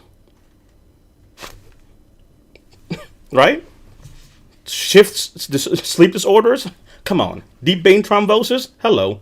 I've lost good friends, close friends, who've died from medical conditions of being in an aircraft environment more than anybody. Pilots don't travel as much. Like, look. So the RAND study considered many conditions that we dealt with that the public didn't know, and came in, and we were part of those conversations on many topics and many areas of studies, both classified and public. So that's why when I see this, I say, no, this is not the RAND study. And again, oh, the RAND study is tied to this thing. Stop. The grocery store I go to also has a shitty ass employee on aisle 5, but I still need milk. Go to self-checkout. Right? So I say this to say that there's a lot of information here that I would, again, we're going to link these things. And this is a 400-page document. And then there's also a summary. So we'll link both, so you don't have to worry so much about having to see both of them. So this is the web version piece there. I'm going to jump to the PDF so you see a little bit better. This is the summary. So the summary really looks at the entirety of the cost of the case, but because of course we wanted to go a little more in depth with you all, this is the actual study itself. 500 pages of a lot of data. So this is invisible wounds of war. And actually, I'd be remiss to not really actually showcase that this is part of the cited material for this. Again, it's not the end-all, be-all, but when we look at, for example, the RAND study here, they specifically even look at, why we're updating these things. An important purpose for updating the rating criteria as it pertains to mental health is that since September 11th, 2001, the United States has deployed more than 2.5 million American service members to Iraq and Afghanistan and other dangerous regions around the world. And these deployments have exposed service members to a variety of stressors, including the sustained risk of exposure to injury, death, as well as an array of pressures, right? And these things obviously are part of the information that was captured in various studies, as you can see they're listed, to include, right, the psychological toll of deployments that must be taken seriously according to the RAND study. Now, why is it they're saying that, right? RAND didn't just show up and say, consider these different things. RAND showed up because they went ahead and said, wait a second, we have to consider some realities that veterans are dealing with, that service members are dealing with at a higher tempo than ever seen before. And this doesn't alienate the past engagements or veterans who served in other time frames. This is just saying we have more data now. So when the VA is asking for folks to come on in and etc., we have to be present, we have to show up, we have to speak our truth, because we would not have Agent Orange unless brave men and women stepped up and shared their stories, or unfortunately their family members told it, as they succumbed to their wounds and died because of the fact that they had these things that were just dismissed. Because when you went to Vietnam and you came back, hey, you got 2 arms, 2 legs, you're fine. Get back out there. Mental health is not a conversation, right? Today we have more data and we're beginning to capture it. So they looked at the invisible wounds of war. And they're citing things from Iraq and Afghanistan, but I implore you, if you're a Korean War veteran, a Vietnam veteran, a Gulf War I veteran, or any engagement in between, wounds of war are wounds of war, and there is no thing here that says this is only applicable to this veteran from this conflict. I don't care if you're 70. I will show you words of teams much more versed than us. They have made these arguments and statements, and here are the teams. But I just wanted to highlight this, and then we'll kind of start moving to the conclusion. And I'll give you some thoughts, and we'll take some questions. Many of them have been happening in the comment section. But some key words here is, like I said in the beginning, 1.6 million troops deployed for Iraqi freedom, enduring freedom in Afghanistan, Iraq. Early evidence suggests the psychological toll of these deployments, many involving prolonged exposure to combat-related stressors over multiple rotations. Not, hey, I went to Nam in 67. Not dismissing this. Don't get me wrong. Not dismissing that at all. Not saying I went to the Gulf in this. I'm saying that when you hear a 25-year-old kid say, I went to Iraq 3 times, in Afghanistan 4 times, and he tells you that his job was a motor transport. So you're a driver and you deployed 7 times? Like, the tempo of this exposure because of a smaller force requires more from a smaller force. So that's a reality that cannot be dismissed. May be disproportionately high compared to the physical injuries of combat. I'll say it again. This high tempo, the psychological toll of these deployments, again, even past, this is just a sample here for this period, is considered now that we may well be seeing here a disproportionate high occurrence of psychological conditions versus physical ones, right? Because we can talk about, hey, I got a bad back, I got a bad knee, and all the war stories of jumping out of a plane and all that happened. But I don't want to talk about the reality that I just sometimes can't leave the house because there's nothing cool about the fact that I just don't want to check my mailbox. But let me show you the scar from jumping out of a plane, right? Concerns have been most recently centered on 2 combat-related injuries, particularly post-traumatic stress disorder and traumatic brain injury.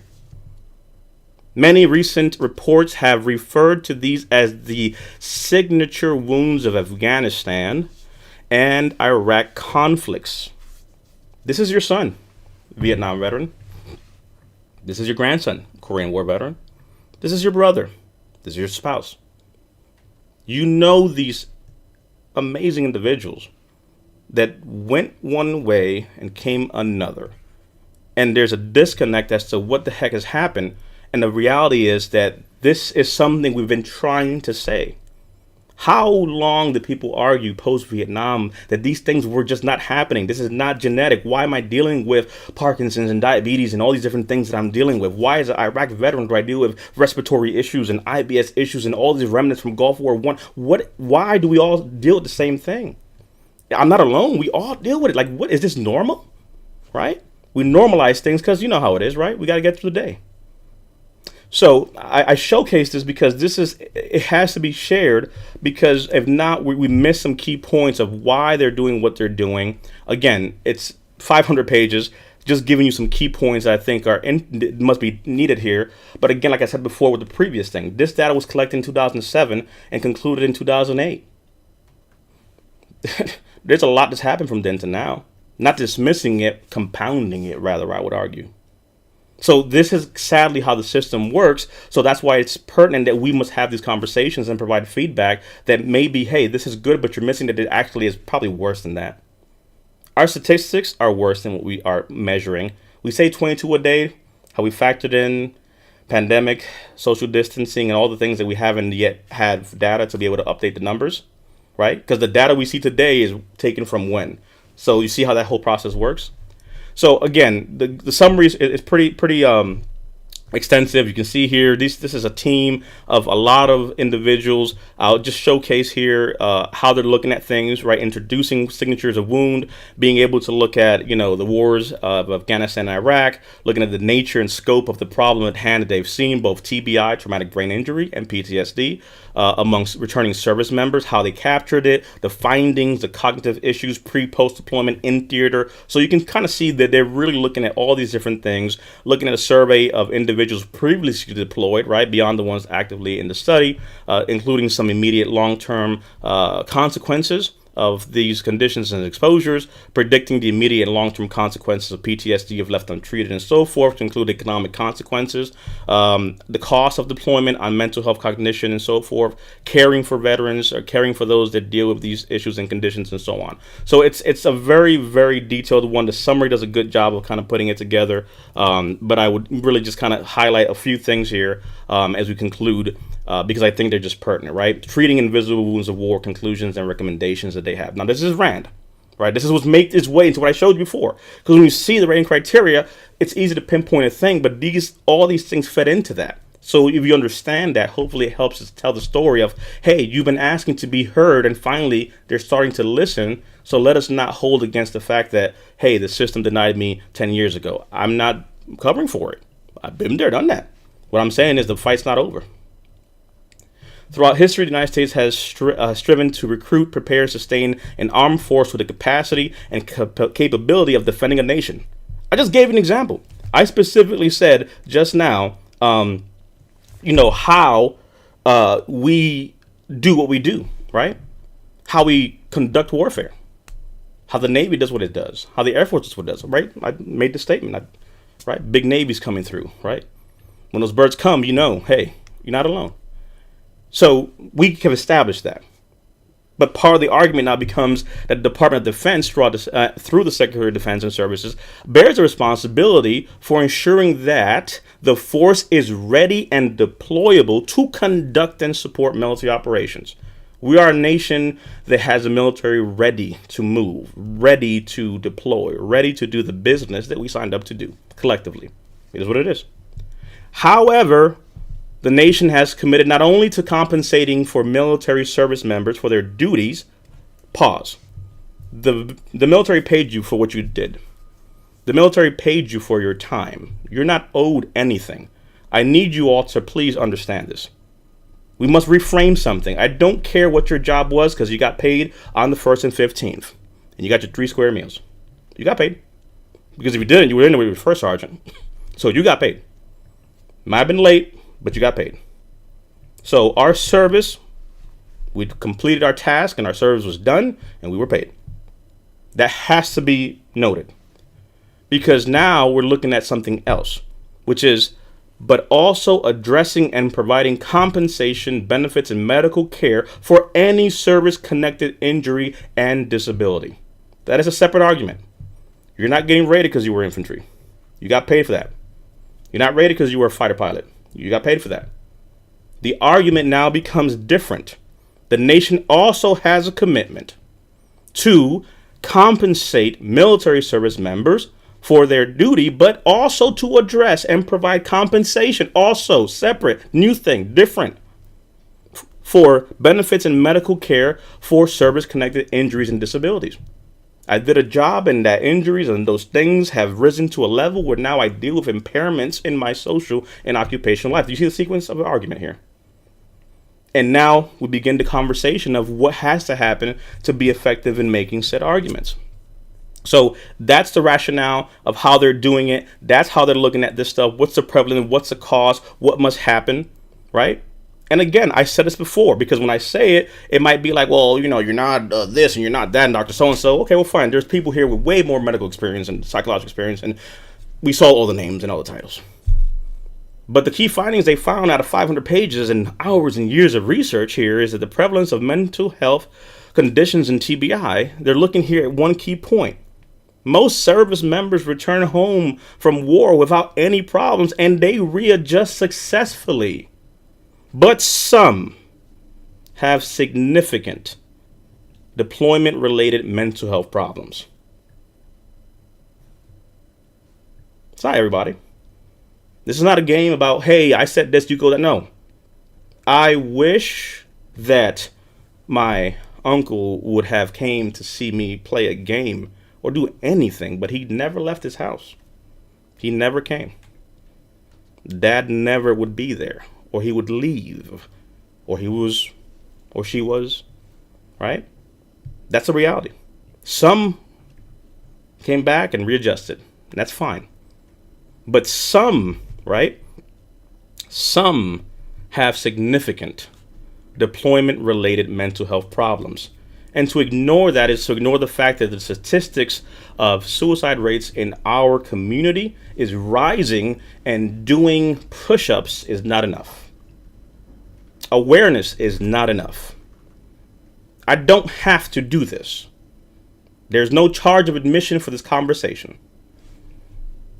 There's nothing that I'm selling you. There is no sign up here. There is none of that. It is a conversation of saying that there are better men and better women who are not here, who could have said this way better, but they're not. And if we say we leave no one behind, then we will take their memory forward and do the things that we must do to at least honor that. So I may not be the most articulate, and my beard may not be the most luxurious, but I'm gonna fucking do it. Because if I don't, who will? So you're not gonna see a clickbait thumbnail. And I'm not gonna have 10,000 and 20,000 followers. It doesn't matter. If one person watching this says, hey, this made sense, then that makes a difference in some damn push-ups and awareness. And we're going to do, no. Do something. If I can look in the camera and have a conversation and do research because I have a background, I will do so. And that's why we're here. I'm just doing my part. And hopefully someone walks away with this with something better. Because I'll tell you right now, being here today was literally made whole with one comment that came up. And the comment that came up is right here. Kriya and Kid says, damn, this is better than my weekly therapy session. The LOL doesn't matter. But maybe someone listening to this can say, you know what, that's exactly what I'm dealing with. That's exactly my story. And if you can walk away with at least something from this, then mission accomplished. Because if you say, hey, I don't care who shows up here, look at the YouTube channel. You go back, I've been doing this for a long time. And if we had 2 people with us, we just did it for 2 people. You know what I'm saying? So we're going to do what we do regardless of who shows up or whatever. But it's about serving and connecting and doing something. And hopefully, if today we could do that, we've accomplished the mission of what this is about. Like I gave you up front, the bottom line up front. Don't fear, don't fret. There's no changes yet. It's proposed changes. Things that are coming. This is a warning order. Right? Do not get caught unaware. Look at these things. Read the blog. Go to the website. Read it. Understand it. And maybe, just maybe, go to your therapy session and have a conversation.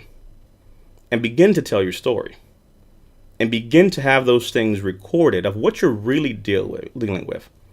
Because I would argue that many of you all have left service and took off your camouflage, but you never, ever took off the psychological one. How are you? I'm fine. You're not fine. Stop lying for once. Tell the truth.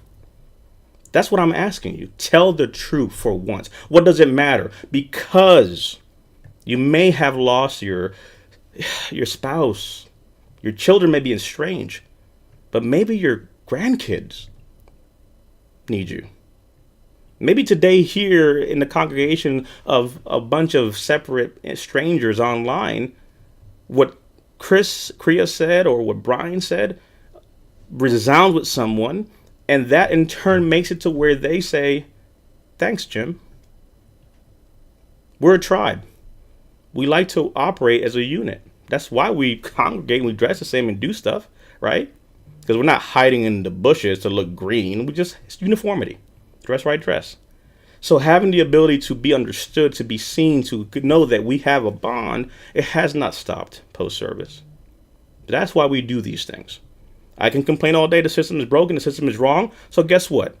I endeavor then to do my piece. Now we'll create a website, and we'll do lives, and we'll create blogs, and we'll create content. Because if we're different than the things that you see out there, and if we're different than organizations that you may disagree with, then you as a veteran have the right to explore your options. I don't like to go to this car repair shop, so I go to another one. I don't like Jiffy Lube, so I go here. I don't like Walmart, I'll go to Wegmans. I don't like this doctor, I'll see another one. You are in control. Begin to take it back. Own your process. I don't care if you felt lost or like you couldn't. If you need permission to do it again, then guess what? You may not do it for you or those things that people may say, like stick into it. And people, no. What I'm saying is that maybe I'm doing this because I couldn't say this to someone who I had the ability to say it to, right? Maybe there was someone that I could have spoken something to or said something to, and the opportunity just slipped through my hands, right? A call that didn't come back, and then that person is no longer there. Years estranged, and just a simple call could have fixed something, or I could have been there. I could have not doing my own shit. I could have, right? So when you see this, sometimes it's like either we're talking to the masses, but really what's happening is it's holding again the memory of those that are not here, and we owe it to them.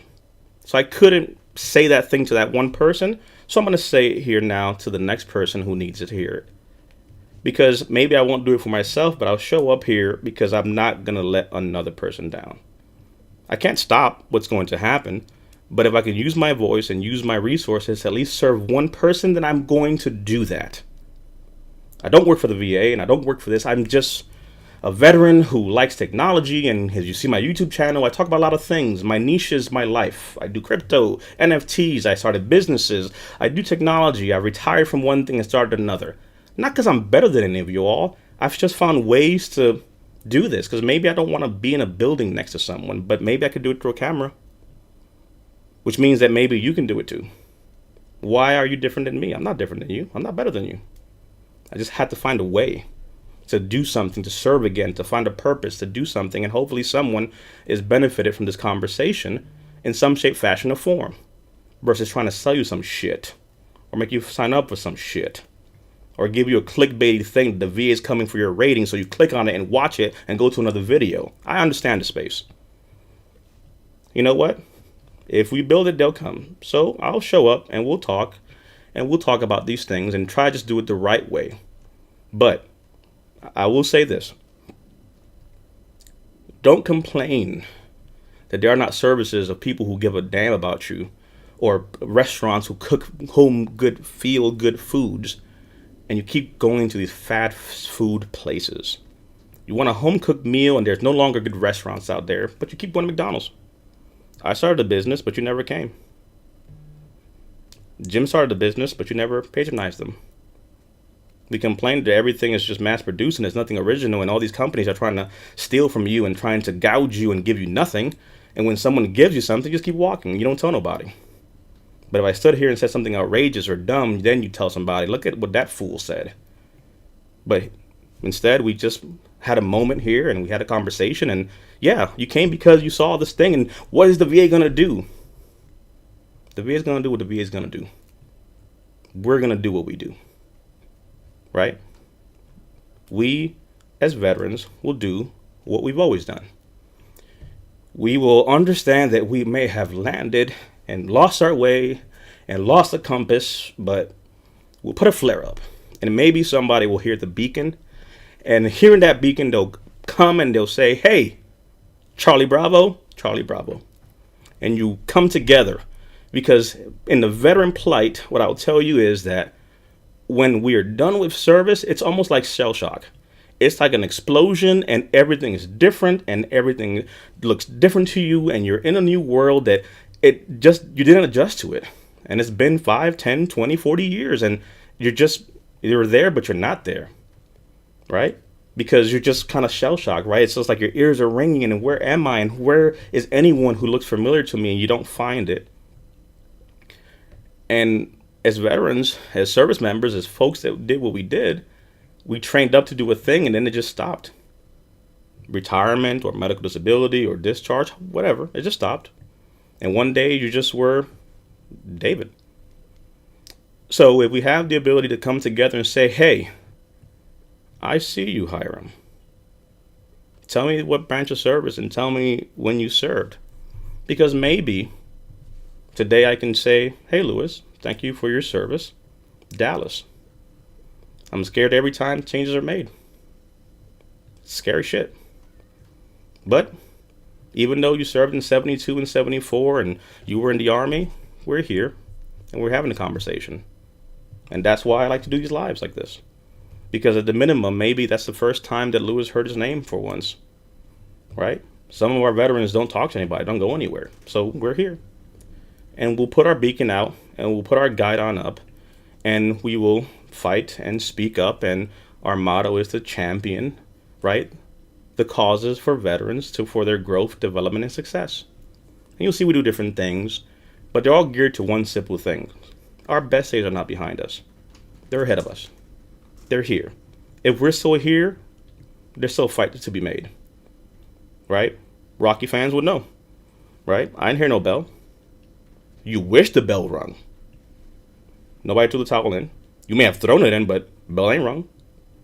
So, get up. The count's not done. There's still air in your lungs, even if it was with an asthma pump. And let's rally. Let's put our guidon together. Let's come together. Let's have a conversation. not saying you have to agree with me, but at least we're talking again. At least we're doing something again. That's what this is about. It's about being able to at least, again, put that flare up and hopefully somebody shows up. Well, here we are. We're doing it. If you like how we do it, that's why it's a club. Come on down, subscribe, like, follow, all the fun stuff people say.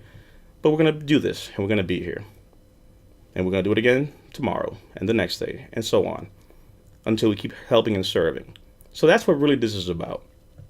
So I bring up these points because, again, someone just needs to hear this. If you are that, individual that just did not return home without any problems, it's okay. Your stressors are valid. Your reality is valid. And the fact that the VA denied you does not invalidate the fact that what you experienced was a human experience and it's real. What you felt when that thing rocked the building, rocked the vehicle, rocked the car, or when that man put his hands on you, or when that shot was fired, or when this thing happened, those are real experiences that you have dealt with and lived with. Because like I've always said in our lives, we do orientations and we do different things, is if I asked you all where your car keys was, you probably couldn't even tell me where they are. But if I asked you to tell me about Vietnam, summer of '67, what happened? I promise you could tell me what it smelled like, what time of day it was, and every single detail right before the shit hit the fan. And every day it replays, and every day you see it, and every day it's there, and every day, every single time. I don't know where my car keys are at. I don't know where my hat is at. DP, the hat's on your head. Fuck. Where's your glasses on your face? God damn it. Where's your phone in your hand? Right? But what happened in 2008? It was 8:57. Regular day. And then it just went to shit. Gulf War. It was a Tuesday. I was home cooking a meal. He came back drunk. They broke in. The unit was trying to break me in and welcome me in, and things got a little out of hand, and whatever it was a real experience. And you have to not hide that.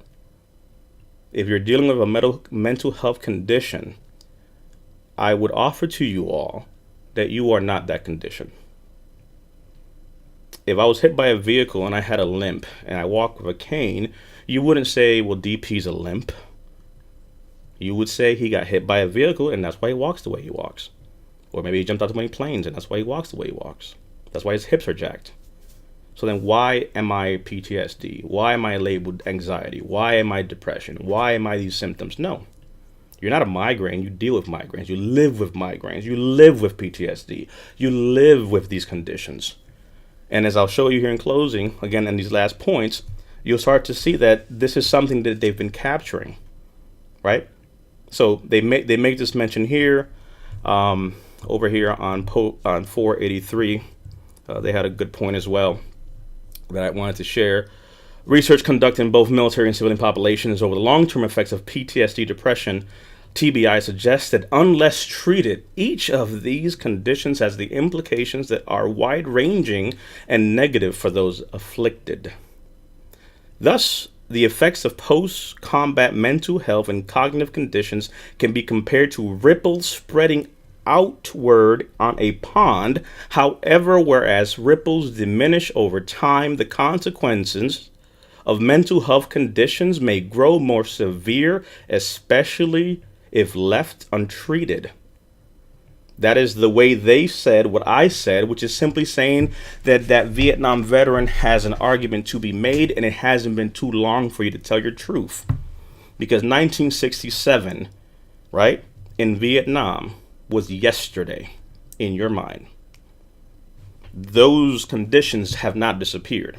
And if when DP says it makes no sense, then listen to way more educated people with a lot of money who did a lot of research and a whole bunch of pages to tell you that post-combat mental health and cognitive conditions can be compared to ripples spreading outward on a pond. However, whereas ripples diminish over time and go away, the consequences of mental health conditions may grow more and more severe. So when you got back, you had issues, but over the years, it got worse and worse and worse. And you may be a 70-year-old veteran or 80-year-old veteran or a 90-year-old veteran with a multitude of compounded and complex issues that you've never spoken about. You're not grumpy Uncle so-and-so. You're a human being that had a human experience that you were in no way, shape, or fashion prepared to do or deal with. But you dealt with it. And as veterans, we did what we do best. We pushed through, we drive on, we sucked it up, and we made it happen. And then it just stopped, and we just stood with the scars. That's the reality of these invisible wounds. Let me show you the scar from the time the damn freaking helicopter tipped and I almost ripped my arm off. Cool scar, guy. Not cool the fact that you haven't left your house in a week and haven't checked the mail and haven't done anything, probably didn't shower in the past 3 days. That's not cool. But that's the reality. This is what we deal with. And it gets worse and worse over time, and that's why statistics are going up, because we're not talking about the reality and the truth. So that's part of the reason I really kind of wanted to close with some of those points there, because I think it's pertinent at least to be able to say if these are the arguments that have been made to help us better potentially tell our story, then let's at least explore what they are. Recommendations that have been made through the RAND study that have made it now into some of the proposed new policies are looking at the increased cadre of providers who are trained and certified to deliver proven evidence-based care, so the capacity is adequate for the current and future needs, right? Enter now new programs, new methodologies, and so forth. If I come down here, you'll see again, and we'll link this for you all to be able to see them. But looking again at, changes to policies to encourage active duty personnel and veterans to seek medical need. That's what this is about. If anything else, go get some help. Go get some, like, fuck, if I could do it, you could do it. I should have made a warning that from time to time I'll drop an F-bomb. But I'm a veteran, so, shit happens. Deliver proven evidence-based care to service members and veterans whenever and wherever services are provided. Again, these are the highlights, and you can see them on yourself, but at least you should know these things are in there, right? Invest in research to close the information gap and plan accordingly, right? Easier said than done, but these are the proposals and what's been cited in some of the changes that took how many years to be able to get there. But here in the very last paragraph, you'll see it says that meeting the goal of providing quality care for these service members will require system-level changes, which means expanding our focus to consider issues not just within DoD and the VA. From the majority of veterans will receive benefits, but across overall U.S. healthcare systems, where veterans may seek care through other employer-sponsored health plans and in the public sector, i.e., Medicaid. System-level changes are essential if the nation is to meet not only the responsibility, right? How do we start a conversation? Of recruiting and preparing and sustaining a military force, but also its responsibility to address the service-connected injuries and disabilities. We are good at having the best equipment and doing the business of what we do, and we've led great men and women to do things that defy the odds with technologies that, you can't compare with. But we've dropped the ball post-service, right? The mandate to care for those that wore and bore the battles and scars of wounds, to care for their widows and their children, the VA's mandate, sadly, has fallen in certain areas. So there's good people in there. Good people. They're trying. But it's a collective effort. So it's one of those things of don't just bring a problem, but let's start talking solutions. And maybe it starts even with us doing our part, which is understanding what is happening, how to better tell our story, how to have these conversations, and begin to consider what's happening. So part of this is to understand really what kind of brought us here, what is happening, why are these changes being proposed? Because again, the data is the data, and we cannot ignore it any longer. So it's not a fear-mongering thing, but it's saying, hey, look at that email again. We're going to provide information here, but we need to have the ability to give feedback, to talk about what is happening, what our veterans are dealing with, and how to better tell our story. So that's what belongs to us. If you are affected by any of these changes, or anyone that you care for is potentially affected by these changes, then I implore you to make a point, right, to speak up, to be able to understand how best to get the care that they need, how best to make the arguments they must make, because that really is what that is about. So, again, really zoomed out, the plan from here going forward, right? What's the plan of action? Is putting together a panel of having some medical providers that have dealt with veterans who work both as examiners and so forth to discuss this, right? How better to understand what is happening. And again, various organizations may do it their way, and the VA may conduct panels and all that. But again, we need to make sure that we reach our folks, because maybe you're not watching information over there. So let's do a little bit of that over here. We've been seeing some of the comments happening in the comment section. So thank you all for sharing some of that for sure. I'll bring up some comments here. Let me see. Bill brought up a great point here when it comes to making some of your argument. Personal statements need to detail the disability to assist the rater in rating you properly, right? So now we have a conversation about how you're telling your story, how you're capturing what's happening, how those supporting letters are being able to maximize on what's going on. Now look at everything we talked about. Now when you're, let's say, if I'm writing a letter for Bill, Bill's my father, Bill's my brother, what have you, these are the things I've assessed, right? Again, we're not having to be legal, experts when it comes to how the regulation is written, but we should understand at least what they're looking at to better tell the story that we must tell for ourselves, or better help say, hey, this is what my father's been dealing with, my husband, my brother, and so forth, or son, for how long and how best to support it. So it goes beyond just, hey, can you write me a letter? But no, really, what has been going on? What is that observation from a supporting statement? Because it tells a perspective outside yourself that hopefully helps paint a better picture for the rater who doesn't know you. And it's just going off of documentation. Let's see here. Glenn said... let's see. We have some folks here, and Glenn said, "I'm trying to figure out if I have fibromyalgia or chronic fatigue." Dr. G, right? Self-assessment. You Google something, one cough, now you think you have all these different things.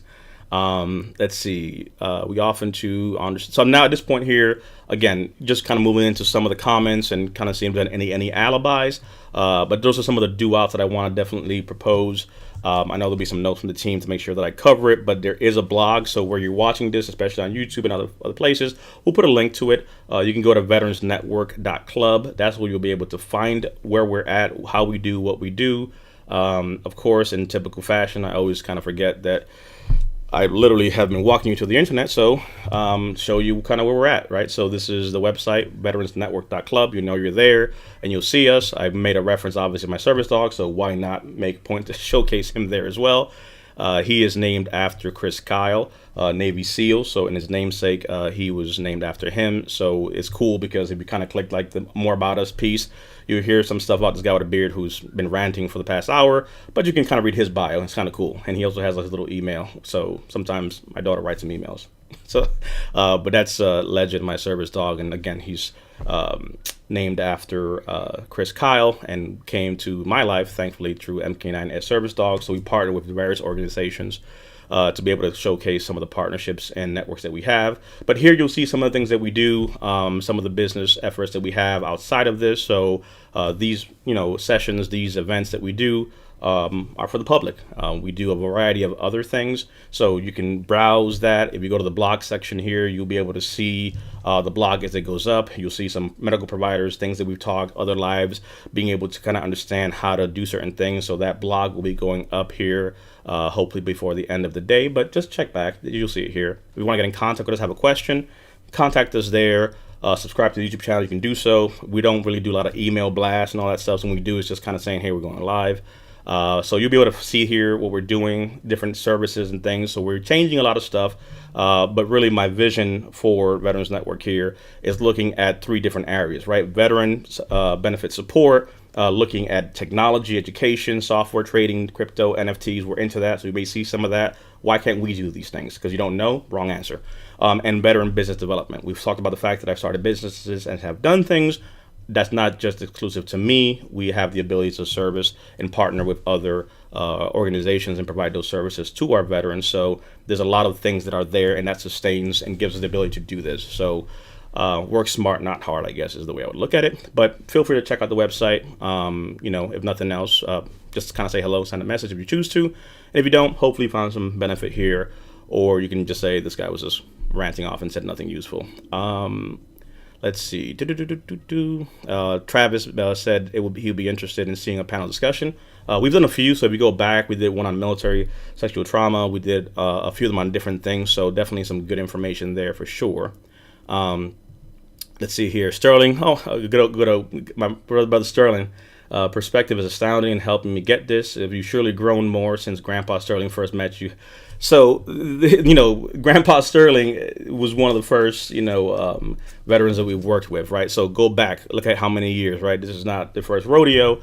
So doing this, right, it was the days when we just used Zoom and would go live and, people wouldn't, know who we were or whatever. But, we've come a little bit of a long way from those days. So definitely growing and definitely, trying to serve. And it's a blessing to do this, to leverage the things that we're good at, right? Apparently people like to hear me rant sometimes.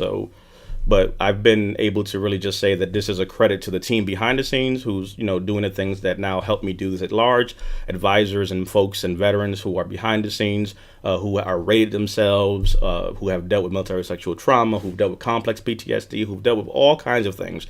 So we have a whole plethora of experiences that help us better tell the story. So that's what this, if you feel like, man, you read my story, you knew what I was feeling. It's our story collectively. We've talked to so many folks over the years and served. So to Sterling's point, we've at least grown a little bit. So that's a good thing, because if it was like, man, you're still saying the same thing from 2016, that might be a problem, right? But thanks. And again, it's great because even again, right, Grandpa Sterling, but that Sterling's just, he's my brother. The fact that we have a few ages in between, who's counting? So that's the environment that we like to create here, right? Where we belong and we're able to be part of the conversation. Definitely correction. I was like, wait a second, yeah, 17 when I came 18. So a few days. Again, Chris and Korean Kid, thank you for your comment here. We have one of the best Marines here in the East Coast and east side of the house. Hiram, one of our advisors who serves veterans in a capacity of different ways. So some of his comments there. Let's see. Jim Luke says, you explain these situations better than anyone I've ever heard. Thank you so much. You're welcome. Like I said, we've been here saying these things for a long time, but, like I said, clickbait, fancy things, get to 100 in 5 steps. Hey. So if today Jim's got something from this, then that really is what this is hopefully about, right? We're just going to keep doing what we do. And thank you for sharing this, right? Because sometimes, what people don't see is that I'm just talking to a camera and maybe somebody responds or says something, or am I wasting my time? So this is not so much to show me something, but more so to show you that this is an iterative conversation and we're seeing your comments. But hopefully the things that Jim is typing is something that someone else can relate to and says, yeah, I wouldn't have said that, but yeah, what Jim said too. And we started to kind of get that feeling that, hey, we all kind of are feeling the same or feel or understand or are dealing with things, and we're not alone. So that's what these comments also help, because Jim also at times ends up speaking for others that may have not had the ability to speak.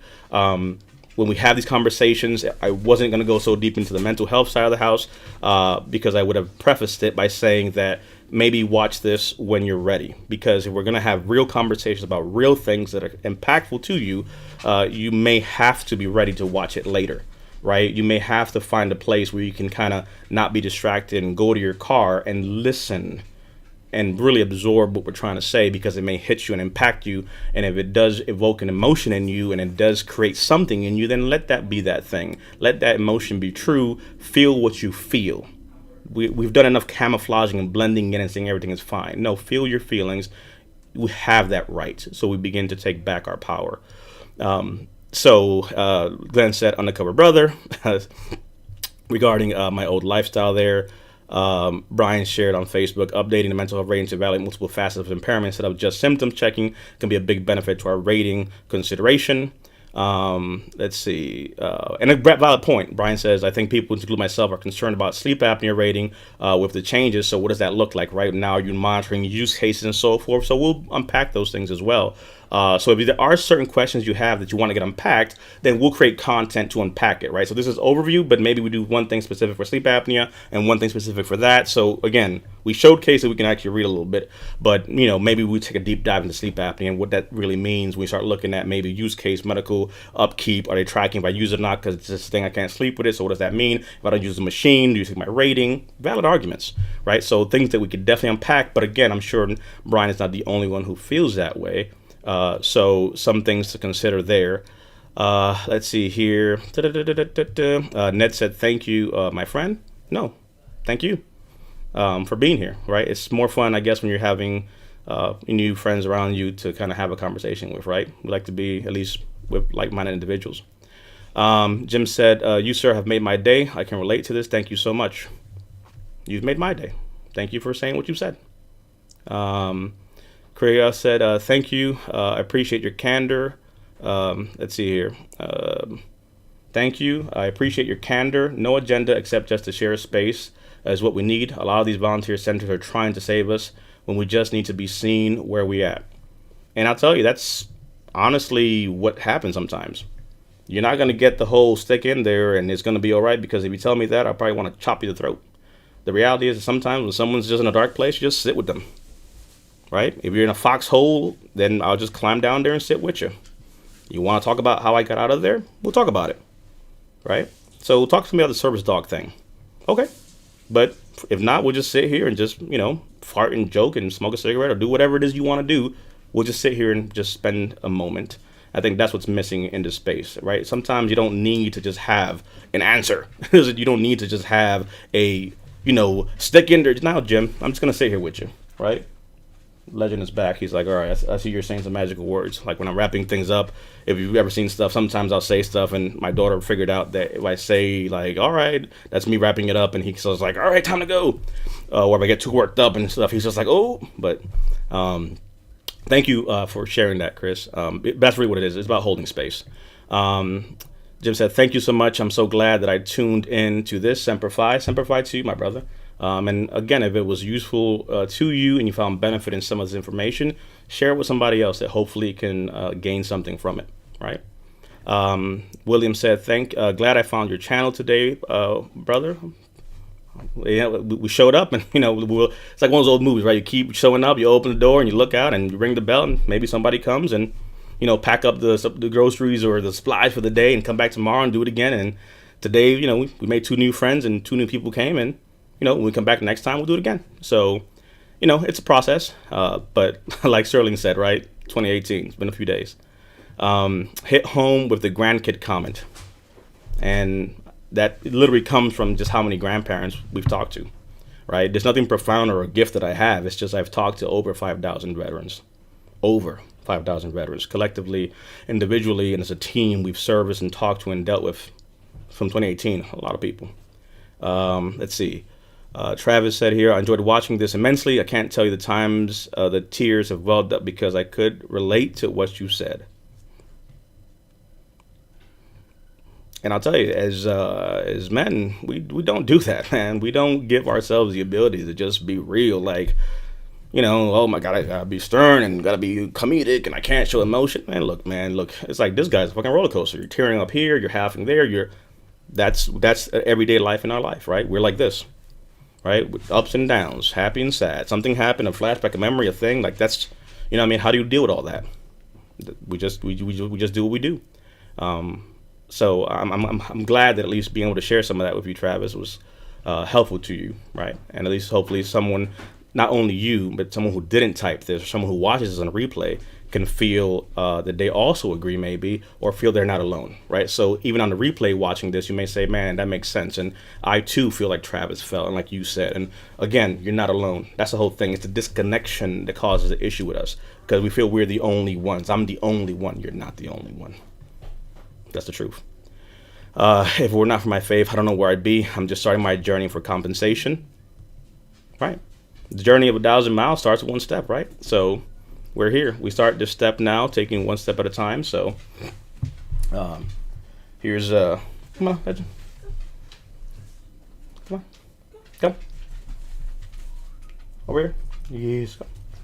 He doesn't want to say hi to the camera. I usually have my little legend cam, kind of showing him on the side, but he's like, look, you went past, your hack time. So, alrighty. So let's see. I've been living with this since.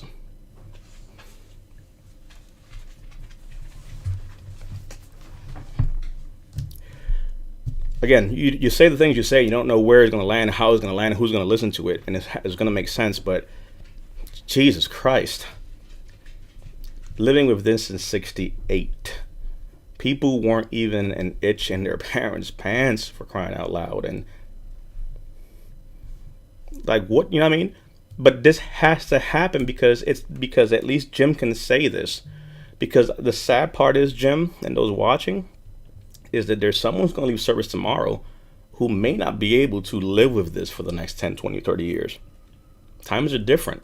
So we need the Jims of the world to say their story, to say, look, they've been dealing with the 68, and at least he's here. And if Jim is still here and he's worked through this, he may not be an exemplary individual, but shit, if I can, you can, and let's try it together now. Don't deal with this like I dealt with this for 5, 10, 20 years. Don't deal with this the way Jim's dealt with this in '68. You don't have to. But in '68, this wasn't happening. Not in '69, not in '75, not in '85. It's a long time being alone. Today, we begin to change that. Thank you, Jim. But that, it just, you know what I mean? Like, shit. But you don't have to go at it alone. Brian says it took him 26 years. It's worth it, and you can get the support you need for those that are out there. So not just placating you, but being able to have a conversation.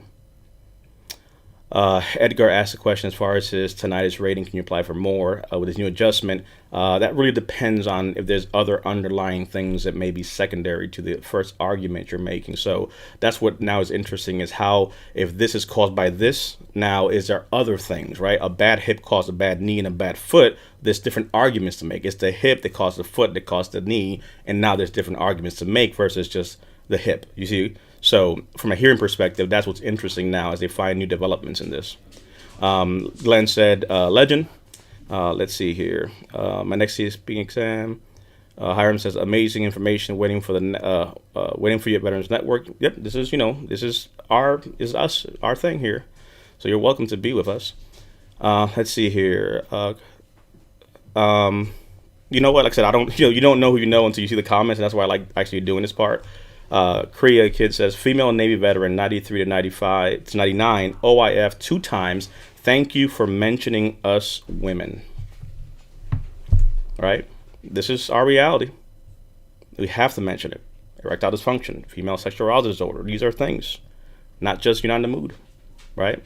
There's different things we must be able to understand how to articulate them to then better claim them and tell our story to hopefully get seen and rated the right way. And even if the system gets it wrong, like you saw in the RAND study, right, it's going to take a process. It's going to be time. All this thing changed. Guess what? They still got it wrong.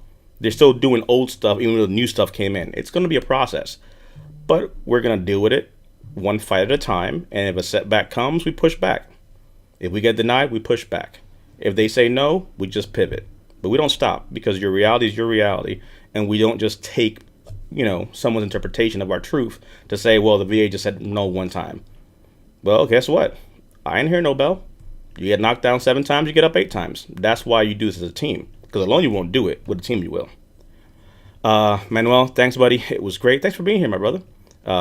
Brian says Legend is our best CMO. He's our chief morale officer here at Veterans Network. So he has a title. I'm designated coffee guy. Let's see here. We tend to feel like an afterthought sometimes as Korea, relating to the fact that we talk about our conditions for men as veterans, but we neglect the women's plight as a veteran as well, which has to be recognized. I'm not the spouse, I am the veteran, right? One of the best shirts my wife has, she's a veteran as well, is I'm the veteran, right? So I'm the spouse and the veteran. So the fact of the matter is, right, whose car is this with the military veterans thing? My car. Well, your husband? I served. I deployed. Like, stop that. We need to, let's start, killing that stuff. Let's see here. Xavier says, since 1976 for Xavier. since 68 for Jim. Again, this is not isolated to just one person. This is the reality of what we've been dealing with. So I really just, again, want to thank you all for your time. And again, I gave you the BLUF up front, but the fact is that there's nothing to fret. No changes have been made, but the changes are coming from a mounting pressure of things and data that cannot be ignored no longer. The statistics are the statistics, and the fact is the system may get it wrong. And if there are things that we see that must be changed, we will argue those changes and continue to do what we do. But we have to at least be able to understand the landscape of what's happening, not to just say the system is coming after my thing for one thing. It's bigger than one person. There's a lot happening here, and at least this begins the conversation. So hopefully go back to your organizations or join us in the conversation to be able to respond back, and even after that, to hold them accountable to what's due, right? These are my rights and my benefits, and I'm rated, and I'm seeking care, and I'm not just going to take what's given to me. It's not MRE. This psychologist does not understand what I'm dealing with. I'm going to request another one. You can own your process and your benefits, and you have to speak up. DP, Sterling says, thanks, DP. Again, thank you, my brother, for being here with us. So that's really the gist of kind of what we wanted to talk about today. Really, again, a overview of the situation. Thank you for those that obviously stood here with us this afternoon. Thank you for those of you that will watch this on the replay. We'll put time breaks so you kind of jump to the different areas of the live that I did, so you don't have to, watch it all through, right? And these kind of get those areas that are pertinent to you. The links to the different things that I highlighted, we will show that. We'll have that as well in the blog, and have that also added here where you're watching this. If you're not following on YouTube, right, you won't see us doing other things, so you can subscribe and hit the bell, and it'll tell you when we do things. We usually schedule it out, so you'll see a live is being scheduled for a thing, and we'll tell you the topic. If you email us, we'll add you to the mailing list and let you know when we're doing these different things. So you'll see us talk about a lot of different things here. And really, it's all about, hey, pick your advice and what may be useful to you. Because again, if your benefits are good, and maybe we should talk about business and entrepreneurship and the fact that you have a skill set that should be shared with the world. Or the fact that you want to find out what is this crazy world of NFTs and crypto and new technologies. Why can't you partake in these things? Because you don't understand it? Wrong answer. You didn't know how to drive a car, but you learned. You didn't know how to use that weapon system, but you learned. You don't know crypto and NFTs? You're going to learn. And we're going to create it. And we're going to show you. Because if I can do it, you can do it. So that's what this is all about, right? Being able to really look at more than just one thing, right? So benefits good? Check. What about the other parts of your life, right? What other things can we do? So that's part of what the Champions, Veterans Network Champions Club is about, right? It's about being able to come together and serve and provide what our demographic needs. So hopefully you found some value in this session here today. Again, this is our website, veteransnetwork.club. You're obviously seeing here on YouTube, but the biggest thing here is that we're for veterans, by veterans, and we are championing veterans' growth, development, and success. We appreciate your time. We appreciate you being here with us, because you could have been anywhere else. But the fact of the matter is you chose to spend it with us. And the best part about being able to do this is to spend time with like-minded individuals. So regardless of what the proposed changes are, we'll have a plan of action. We will execute. We will educate ourselves. And we will do what we must do and cross bridges where they come, right? So for today, we're just having conversations. With more conversations to come, if there's things that you would like us to serve, answer, address, feel free to comment, feel free to let us know, and we'll go ahead and do so. And please do hit the like button, because apparently if you do hit the like button on this video, then it kind of shows it to more people. So, funky YouTube algorithms and all that stuff. But more to follow, so stand by to stand by. But don't fret. Don't go crazy. Nothing's changed. And hopefully maybe with these changes, you may have an opportunity to get more of what you deserve, or finally get what you deserve. But we'll talk about that in various stages along the way. DP, Veterans Network Champions Club, and we'll be back next time.